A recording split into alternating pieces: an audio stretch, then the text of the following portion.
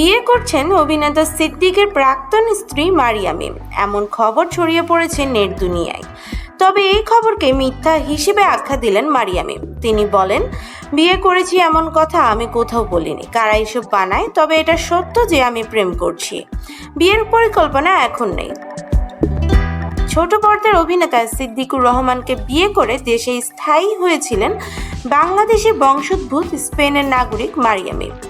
এরপর মডেলিং শুরু করেছিলেন। তিনি চেয়েছিলেন মিডিয়াতে ক্যারিয়ার করতে, কিন্তু সেই পথে বাধা হয়ে দাঁড়ান সিদ্দিক। স্ত্রীকে সংসারী মনোযোগী হতে বলেন। বিষয়টি নিয়ে দুজনের মধ্যে মনোমালিন্য শুরু হয়, যা এক পর্যায়ে ডিভোর্সের রূপ নেয়। 2019 সালে আলাদা হয়ে যান এই দম্পতি। এরপর পেরিয়ে গেছে 6 বছর। নতুন করে আবারও সম্পর্কে জড়িয়েছেন সিদ্দিকের প্রাক্তন স্ত্রী মারিয়া মিম।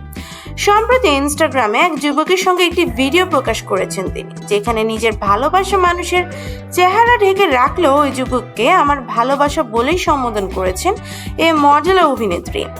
সম্পর্কের বিষয়টি আগে জানান দিয়েছিলেন মিম, তবে বুধবার বিকেলে কালের কণ্ঠকে বলেন, আমি একটা সম্পর্কে রয়েছি, এখন আমি প্রেম করছি। বিয়ে বা এ ধরনের কোনো পরিকল্পনা নিয়ে আমরা আলাপ করিনি।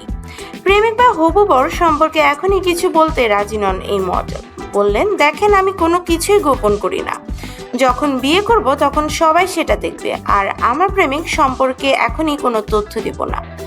অন্যদিকে এক সাক্ষাৎকারে মারিয়া মিম জানান, তিনি শীঘ্রই বিয়ে করতে চলেছেন আর প্রেমিককে বিয়ে করতে যাচ্ছেন তিনি।